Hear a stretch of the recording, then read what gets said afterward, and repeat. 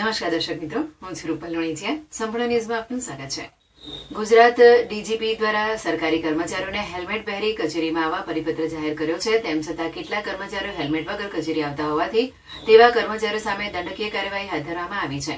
જેમાં જિલ્લા ટ્રાફિક, પશ્ચિમ અને પૂર્વ શહેર ટ્રાફિક તેમજ ડીસા શહેર ટ્રાફિક દ્વારા કુલ 212 જેટલા કેસો કરી ₹1,03,500 નો દંડ વસૂલ કરવામાં આવતા વાહન ચાલકોમાં ફફડાટ પ્રસરી ગયો છે.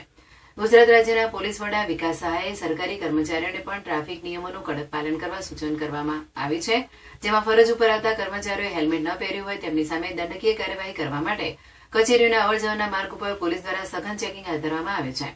જેમાં બનાસકાંઠા જિલ્લામાં પણ જિલ્લા પોલીસ વડા અક્ષરાજ મકવાણાની સૂચનાથી જિલ્લા ટ્રાફિક શાખા દ્વારા કુલ 74 કેસ કરી ₹37,500 નો દંડ વસૂલ કરવામાં આવ્યો છે. તેમજ પાલનપુર પશ્ચિમ શહેર ટ્રાફિક દ્વારા 85 કેસ કરી 42,500 નો દંડ વસૂલ કરવામાં આવ્યો હતો.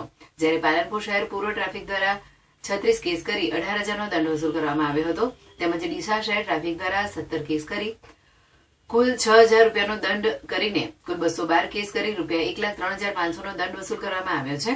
જ્યારે આરટીઓ એનસી 38 જ્યારે વીઓસી 49 કેસ કરવામાં આવ્યા હોવાનું પોલીસ સૂત્રોએ જણાવ્યું હતું. આમ બનાસકાંઠા જિલ્લાની ટ્રાફિક શાખા દ્વારા જુદી જુદી સરકારી કચેરીઓમાં જેવી કે કલેક્ટર કચેરી, જિલ્લા પંચાયત, નગરપાલિકા, તાલુકા પંચાયત જેવી સરકારી કચેરીઓ બહાર કડક ચેકિંગ કરી દંડકીય કાર્યવાહી હાથ ધરવામાં આવી રહી છે.